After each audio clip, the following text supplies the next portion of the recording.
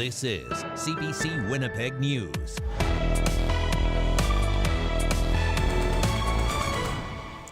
Good evening. Thank you for joining us.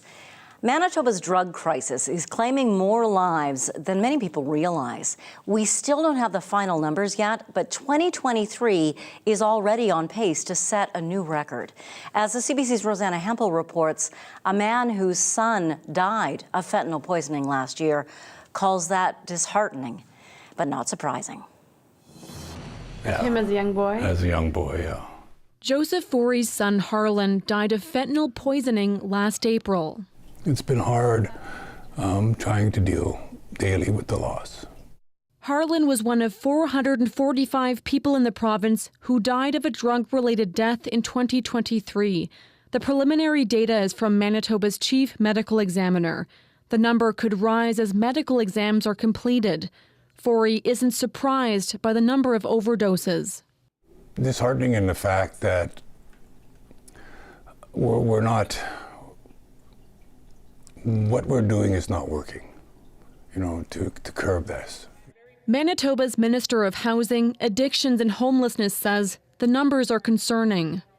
We are working towards opening our first supervised consumption site, as well as getting drug testing machines into the communities. Bernadette Smith didn't say whether there would be funding in the provincial budget for a site. Marion Willis with St. Boniface StreetLink says safe consumption is one piece. She wants government and frontline workers to come up with a comprehensive plan. We even had a member of our own team die of a drug overdose this weekend. This is horrific, and it needs to stop. And we need to stop just talking about it. We need to stop reacting, and we need to come together and put together a plan. Forey says a supervised consumption site wouldn't have saved his son. He wants to see more education and nonprofit treatment beds. Forey created the No Thanks, I'm Good campaign to caution young people about the dangers of recreational drugs. We need to find some way to change the tide so that next year, we can see a decline in the numbers and have something to celebrate.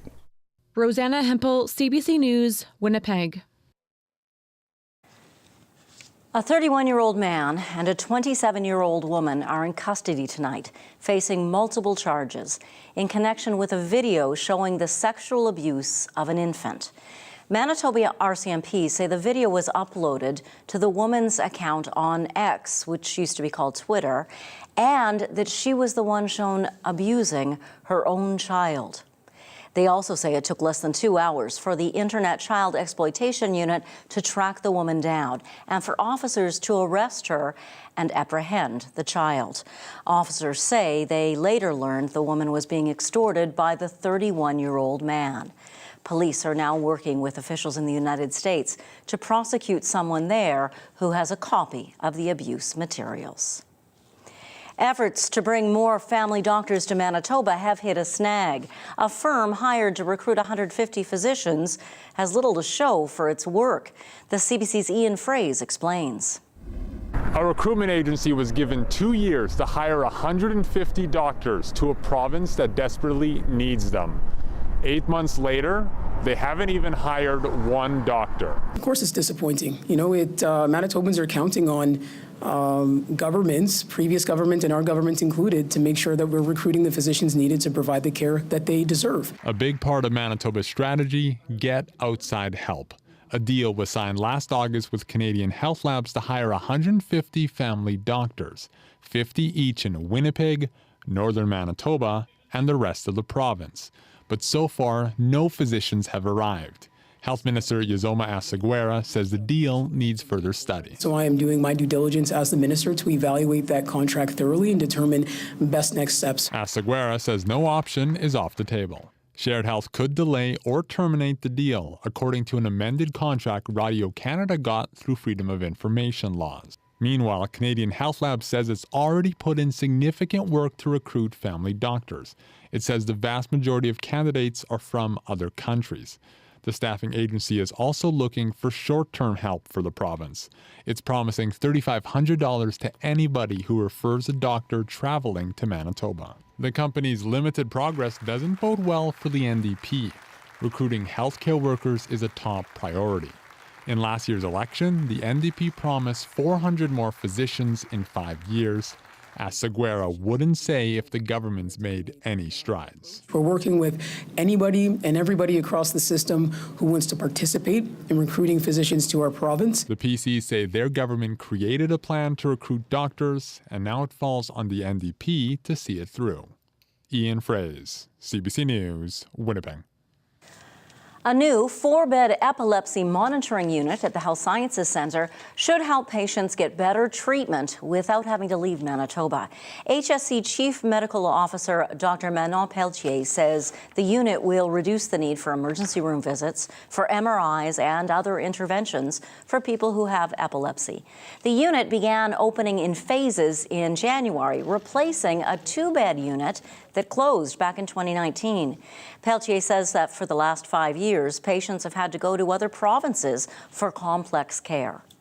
It extends the amount of time that you need to spend on that care.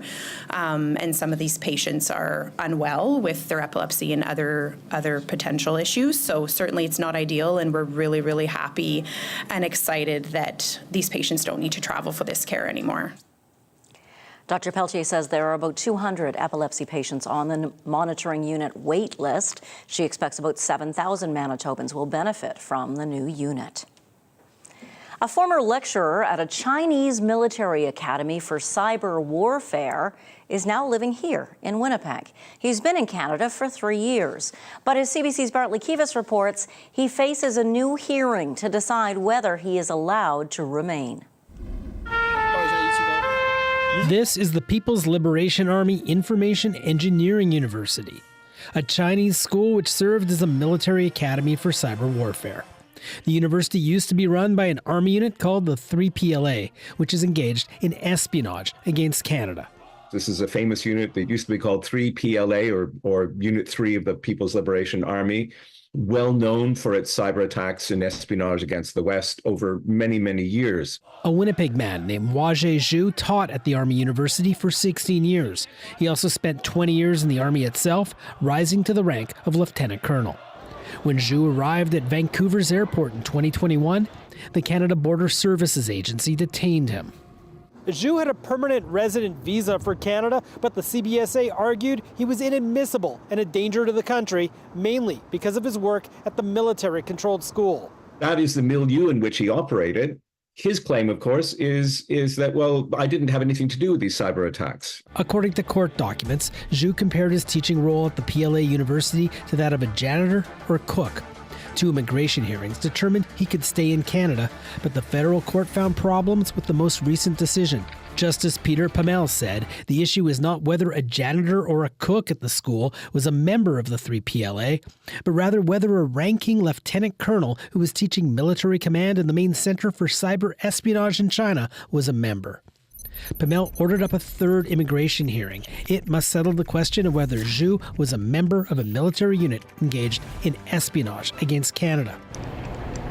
Christian Luprecht, a professor at Royal Military College and Queen's University, said other Western countries are more quick to deport potential security threats and allow them to challenge that decision from outside the country. I think it's more evidence that Canada is simply not postured efficiently or effectively for the challenges, the national security challenges of the 21st century. The CBSA says it can't comment on individual cases. Zhu's law firm, Zafman Immigration Lawyers, said it can't comment without direction from its client. Bartley Kivas, CBC News, Winnipeg.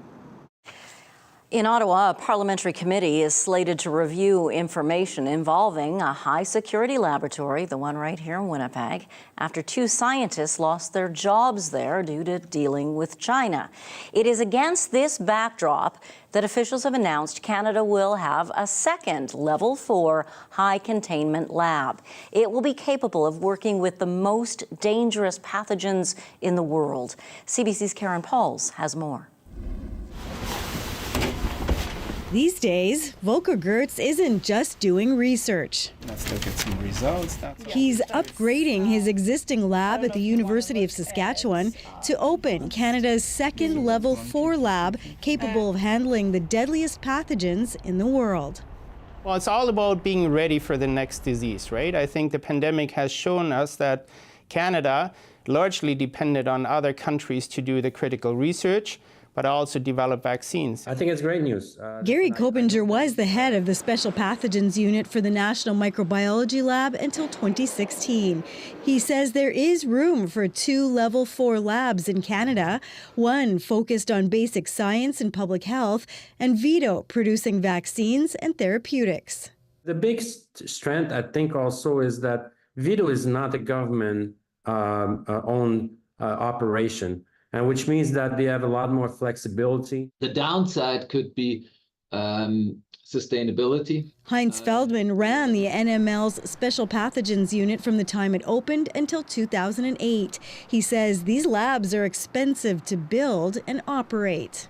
If you have a government-funded operational budget, that may be a safer platform. Money has to come in through grants, contracts, collaborations with industry, and so on. As of last year, there were 51 biosafety Level 4 labs in 27 countries, roughly double the number 10 years ago. Another 18, including Saskatchewan's, are being planned or under construction. Experts say as more countries do research with dangerous pathogens, there are growing risks. Risks are that you might become infected, that you might infect others, security concerns, who has access to the lab, who gets access to biological agents and those sorts of things. Experts say Canada has some of the highest standards in the world, and Ottawa is doing even more to improve biosafety and biosecurity. A recent report found the top priorities are access to the containment area and the lab's physical and cyber integrity. Karen Pauls, CBC News, Winnipeg. Advocates who work with survivors of gender-based violence applaud a change to the rules around housing benefits. Manitoba is the first province in Canada to offer a housing benefit which does not require income testing in the first year. The program is co-developed with the federal government.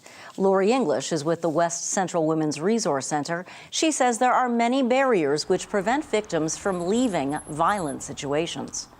Safe, stable, and affordable housing is the biggest of these barriers, and often people return to violence because of the fear of being homeless.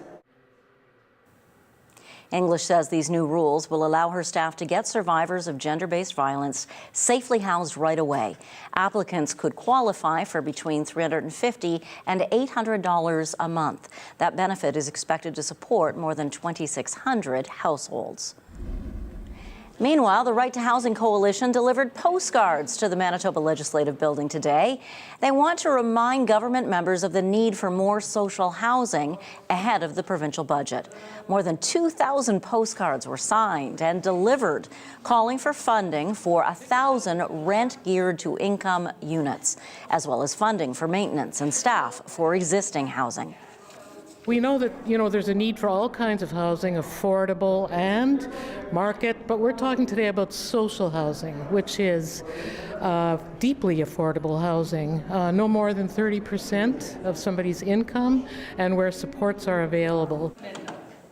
The provincial budget will be released next week on April 2nd. Winnipeg police have arrested a Calgary man in a case of human trafficking. Police went to a short-term rental home, a short-term vacation home, in the 300 block of Hargrave on Thursday. Quebec police had told them that an 18-year-old woman there may have been the victim of human trafficking. They found her and arrested the 24-year-old man. The two apparently met in a bar in Montreal in early July. The counter-exploitation unit says he manipulated her to believe they were in a romantic relationship and then moved her to 5 different cities, forcing her to sell sexual services. There is some good news in the flood forecast for now, for those of us who don't want to be sandbagging and dealing with a flood. The province says with the way this spring melt has been going so far, the risk of significant flooding in most parts of Manitoba is low to moderate. The March flood outlook was released today. It says with normal to below normal soil moisture at freeze up and well below normal precipitation this winter in most regions, water levels are expected to remain below dikes and community flood protections. The province does say this could change with significant spring precipitation.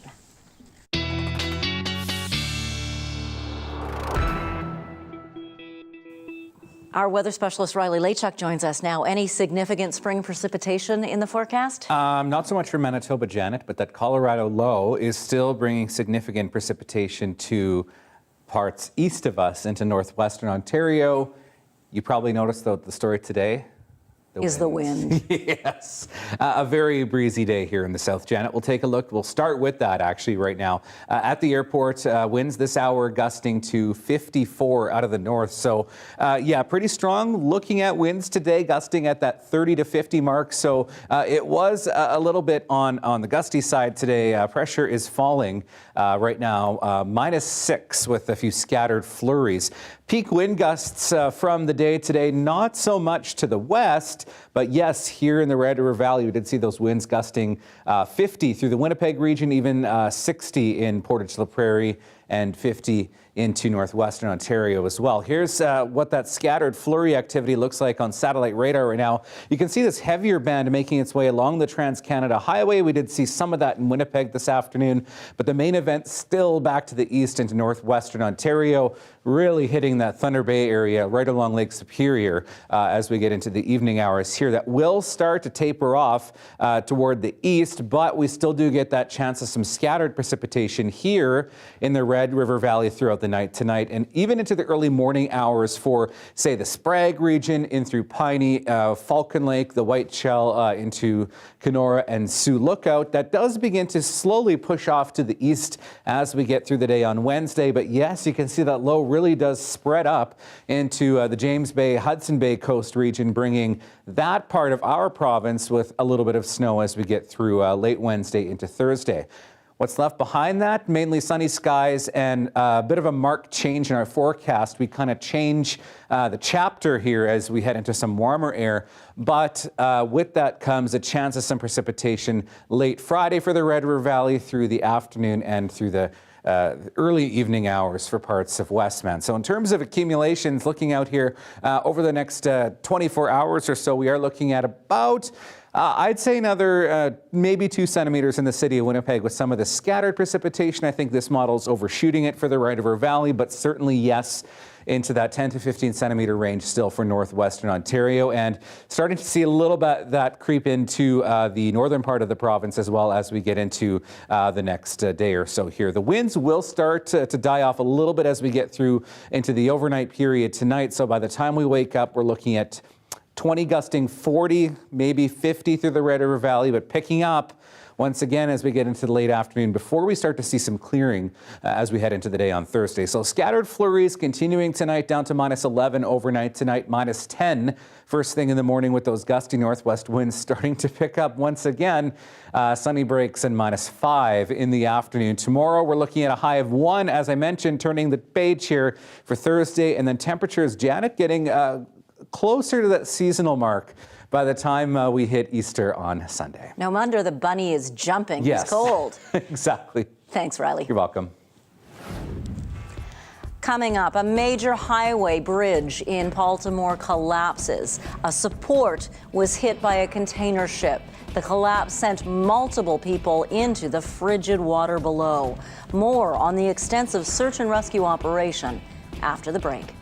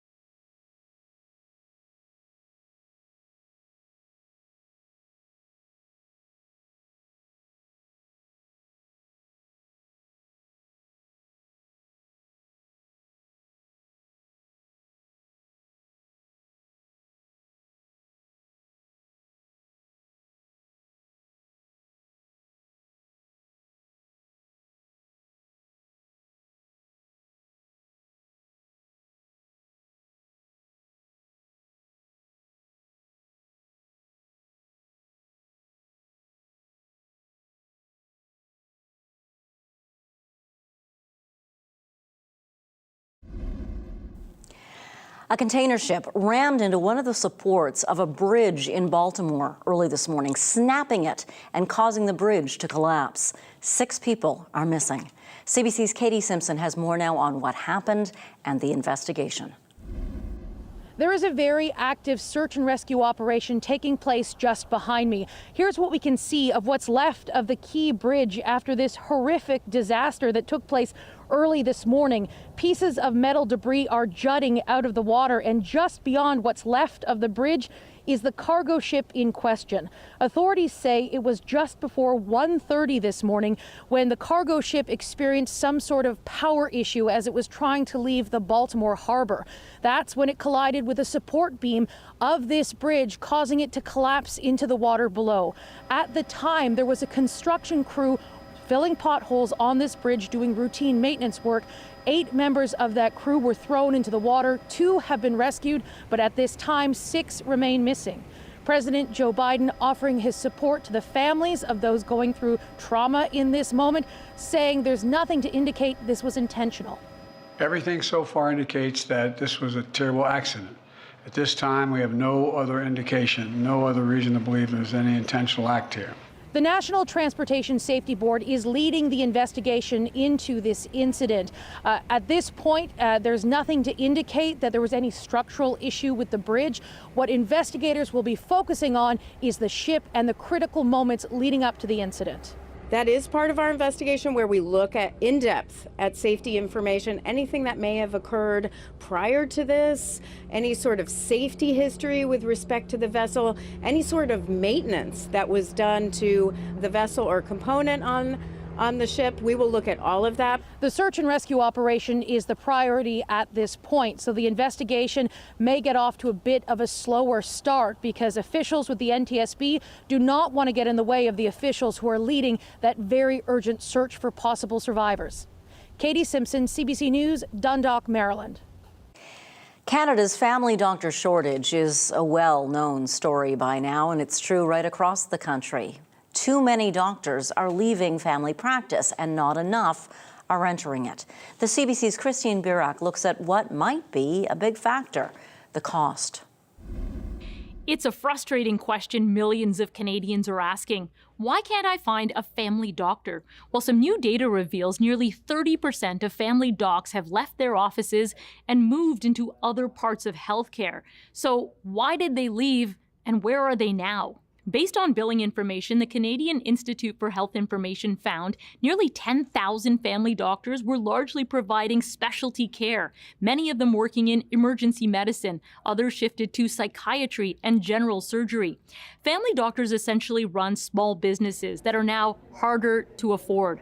Rents, paperwork, IT, and staffing costs have been increasing for years. Still, many family docs only get paid about $40 for a patient visit. The actual rates have been really stuck for a long time. If you think about that, I don't know if maybe people think of things in their lives like how much you pay for a haircut, how much you take when you take your pet to the vet, how much you pay when you go to the dentist. I love being a family doctor, and there's really nothing else I ever wanted to do. But after nearly 3 decades in family medicine, Dr. Fan Hoa Mung is closing her practice in Mississauga, Ontario.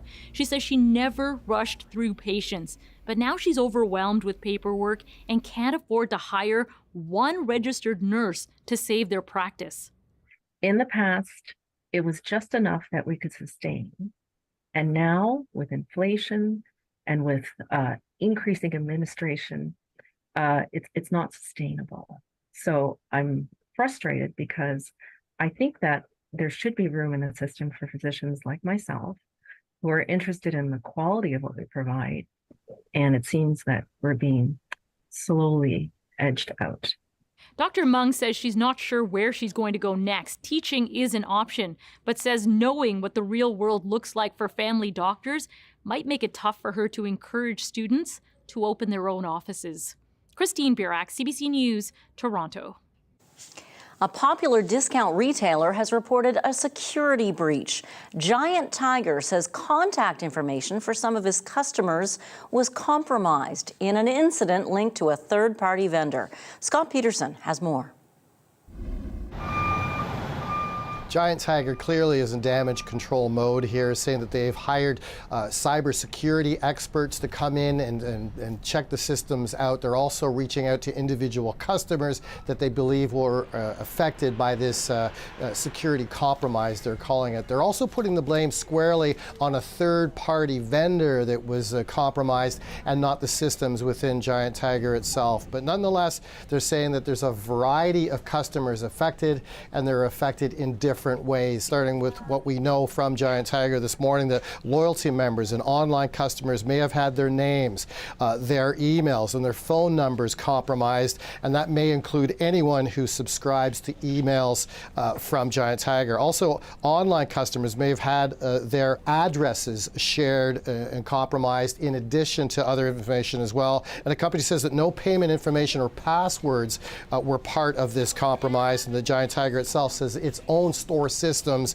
and applications are not affected by this. And the company is trying to resolve the issue, they're saying, as quickly as possible, reaching out to individual customers and saying that they were first aware of this as soon as March the 4th. And this is not the first hack that Canadians have experienced. Over the last 2 years, it seems that hacking has been increasing. For example, Indigo Books and Music, the LCBO, the Nova Scotia government, the Toronto Public Library just recently, the City of Hamilton, Ontario, have all fallen victim to cyber attacks. And so, as always, Giant Tiger is warning its customers to stay diligent, to not accept any emails or phone calls that look like they might be suspicious, and of course, to change your password if you believe that you have been compromised.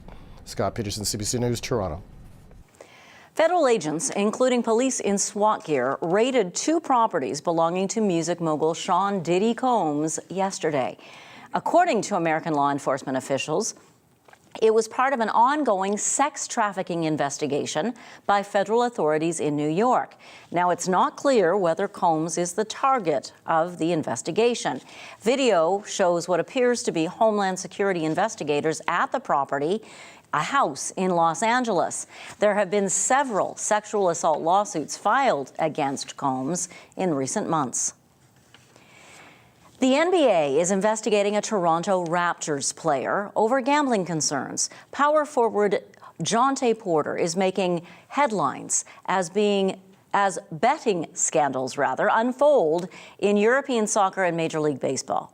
The investigation reportedly centers on 2 games, one last week and one in January. Both times, online betting was unusually high, and that Porter's statistics would not meet odds makers' expectations. And both times, Porter left the game early. In one instance, he cited an injury, and in the other, he said he was ill.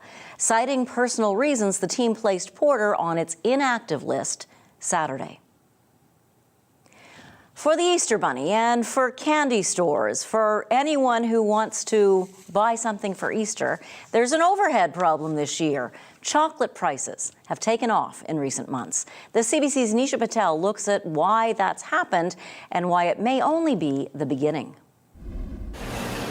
This small chocolate maker is facing a bitter reality. There's been an obvious increase that we're feeling from our suppliers.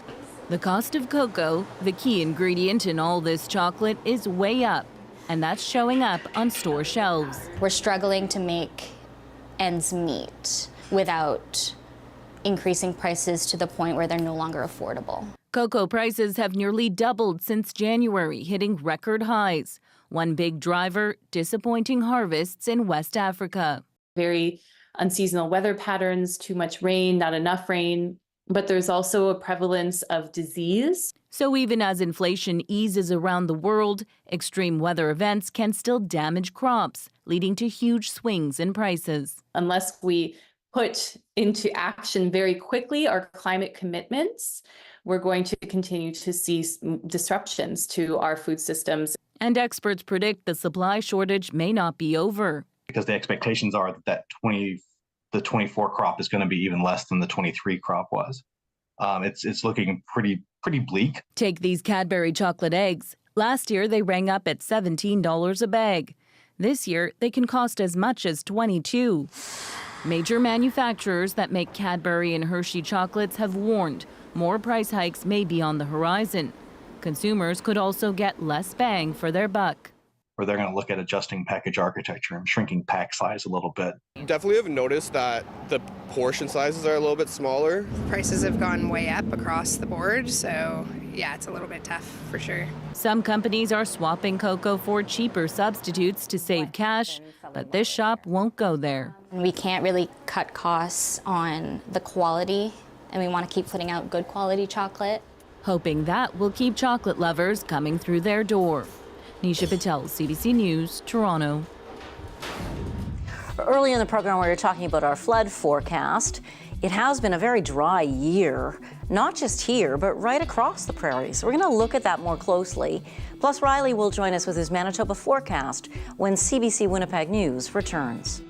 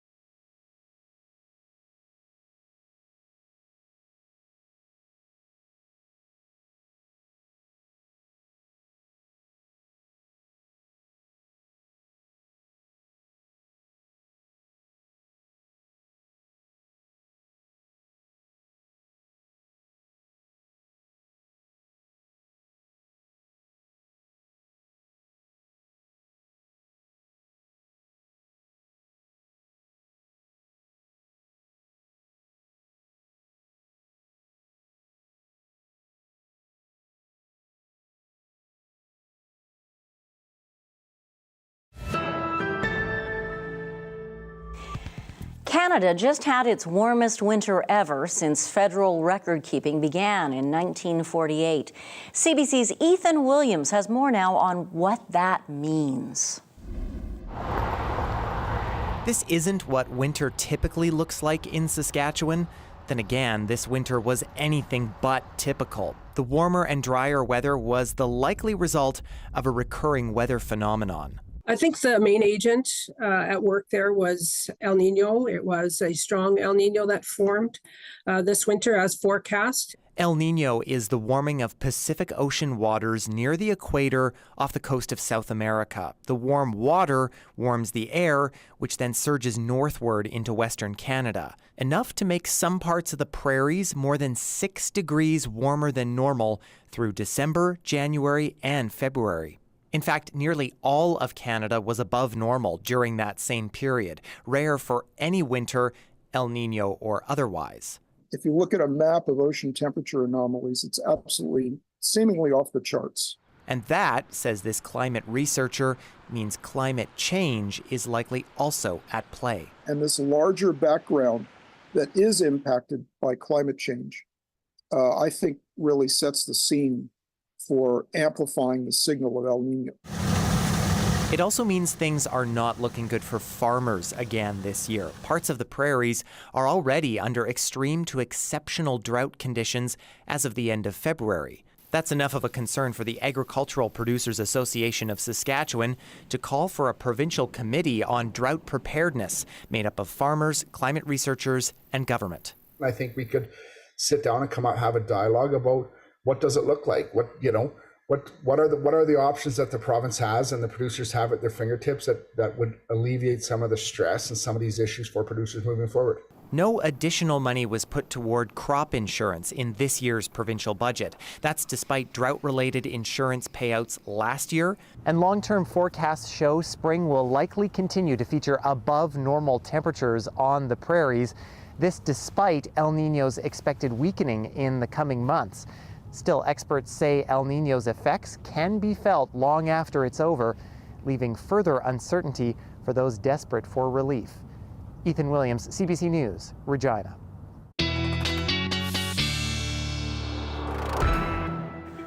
Nice and calm winds where Yes. Ethan was, but that is not the case here in Winnipeg. No, and in fact, Janet, if you're taking your dog for a walk, letting them out first thing in the morning, yeah, they might not want to spend too much time out there. Could have fur flying. Yes. Here's a look at your dog walking forecast, because I know everyone has been raving about this segment, so we'll keep bringing it back. Tonight, we have Cardi and Lotto, courtesy of Amy. So thank you for sending that in. Talkback at cbc.ca is where you can send your photos. I've got like weeks worth of photos to get through now. So thanks so much for sending them in. In terms of the forecast for tomorrow morning, first thing in the morning, some scattered flurries still, -10 in Winnipeg.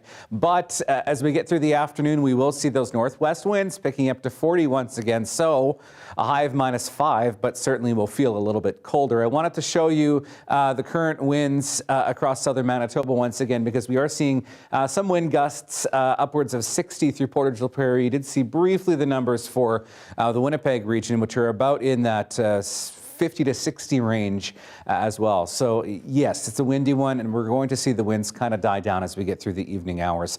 Caught up to -6 in downtown Winnipeg this afternoon, -7 in Steinbach, -6s and -7s generally across most of the province. Yes, below seasonal once again for this time of the year, but that does change as we get into the next couple of days. You can see that cloud cover starting to push in to more central parts of Manitoba from that Colorado low. So overnight tonight, looking at temperatures at around -12 for northwestern Ontario with that snow continuing. Southern Manitoba -11s to -13 degrees. Brandon -16 with a partly cloudy sky tonight, and -15 in the Dauphin region. Snow moves into the Shamattawa, Island Lake, Gillam and Churchill regions overnight into the early morning hours. Otherwise, a partly cloudy sky through Flin Flon, the Pas, a little bit more cloud, then clearing through the Thompson and Norway House regions at -17 degrees. So you can see hour by hour as that snow starts to track into northern Manitoba. -11s by noon for Flin Flon and the Pas, up to about -5, -6 for the afternoon tomorrow.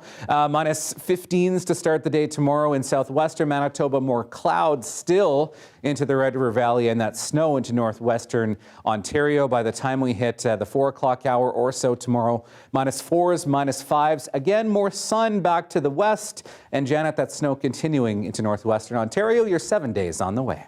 Thanks, Riley. You're welcome. Well, those of us who are anxious to see our gardens growing may start some plants indoors. A grower near Saskatoon, though, does much more than that. Let's take a look at my basement of tulips. It's challenging to grow tulips in Saskatchewan because of the temperatures. Tulips are kind of finicky to grow outside.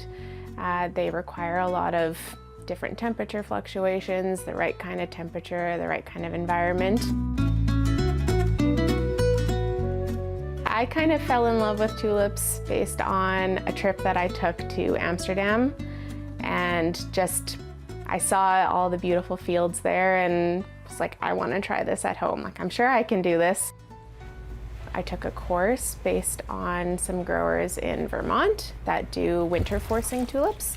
And so the tulips that I grow are in crates. They start in my garage and then they finish up in my basement. This one's been growing for a little bit. The buds are just starting to form. So forcing tulips is taking the bulb and rather than planting it outside, you plant in like soil crates. So I do soil forcing. And so that's making sure that the tulips are getting the right amount of cooling and then the right amount of growth, which would be like the root growth and the tip growth, and then the right growing temperature. So I have different stages of tulips. Kind of based on when I need them. So I would actually pick one that's even at this kind of color stage. And my favorite tulip is this one. It's called Columbus. It opens up quite big and it just is, I love pink and it's kind of such a symbol of summer and spring. It's so bright. I love looking at, super bright flowers. So yeah, that's my basement tulip grow room. Baby want me up the game, but I tell her this is all that I know. One of Manitoba's most successful and controversial hip-hop bands performs together this week for the first time in more than a decade, albeit without a key member. We'll find out why now after the break. Yeah, out here, it don't feel like work.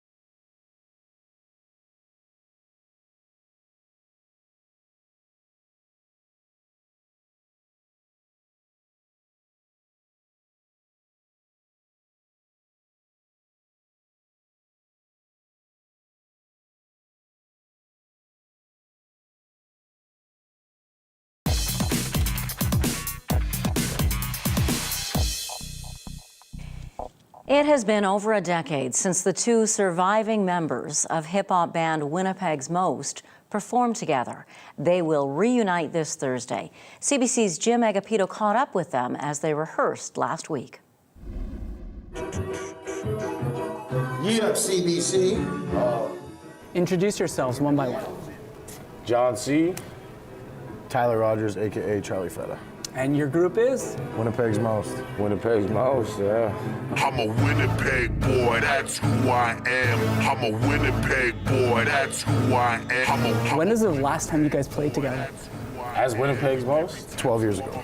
Obviously, a lot of things have happened since that time, so tell me, to recap, what's gone on, what's changed? Most importantly, one of the founding members, Jamie Prefontaine, Brooklyn, is no longer with us. That's pretty much the biggest change, other than just growing and maturing as humans and artists and finding our different fields. Nowadays, you know, I want to help artists get their music out. Like we got our music out, or you know, help anybody who's really dedicated to the art itself and graphic designing and whatnot.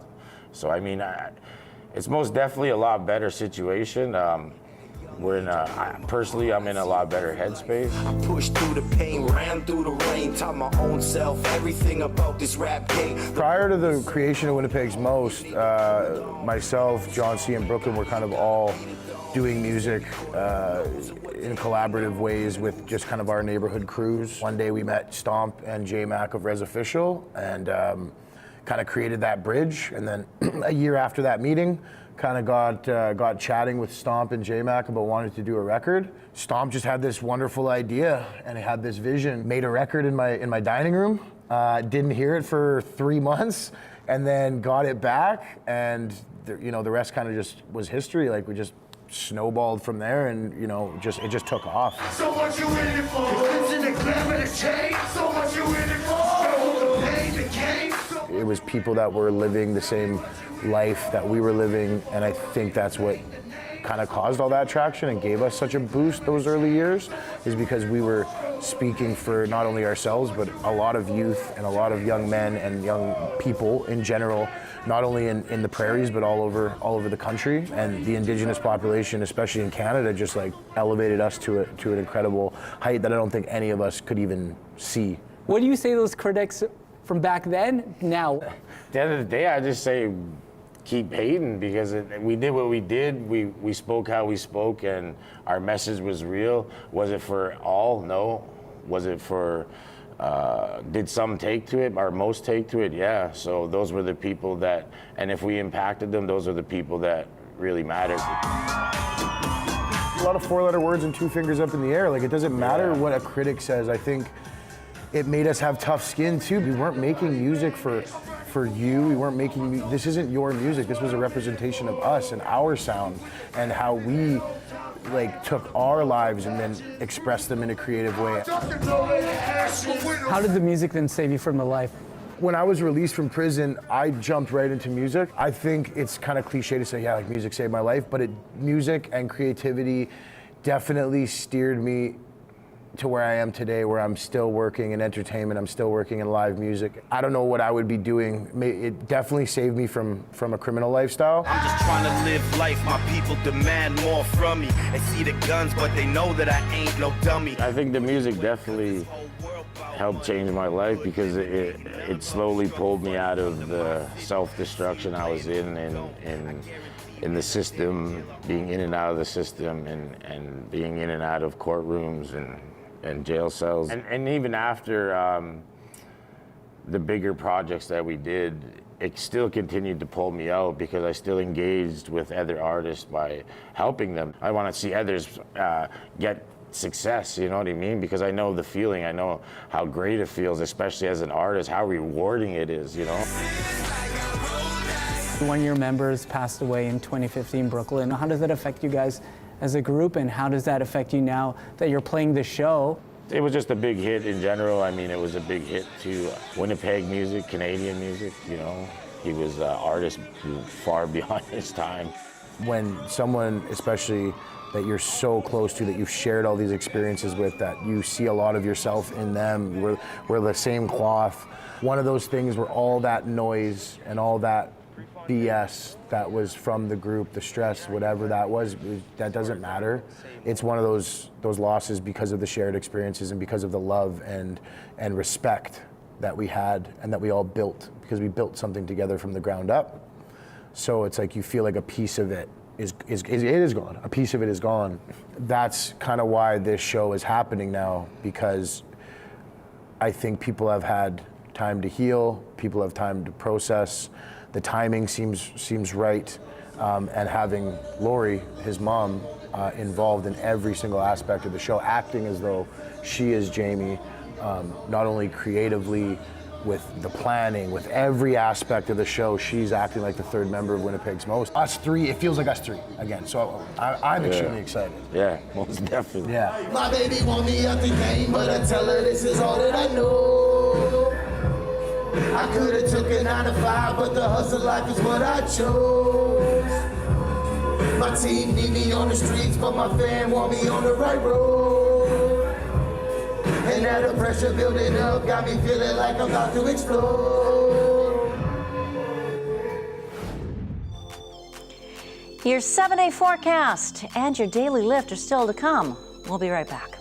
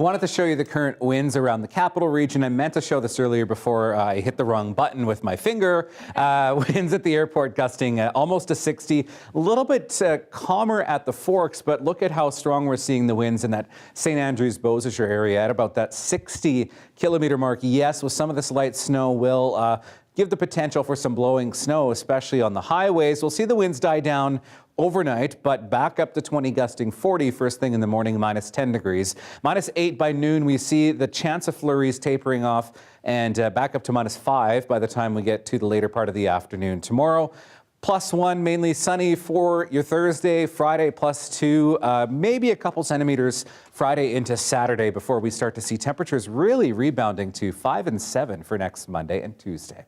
Well, ostriches can run as fast as 70 kilometers per hour, almost as windy as it is right now, thanks to their very long and powerful legs. There you go. Now, most in the wild, ostriches strut their stuff in the savannas and the open woodlands of Africa, but not this guy you're about to meet in our daily lift.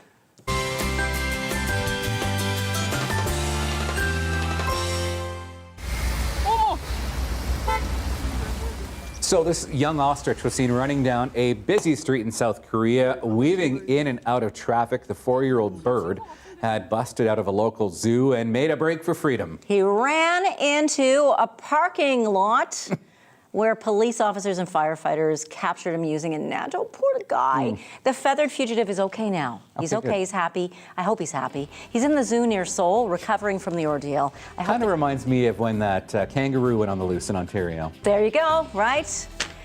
See ya. Bye.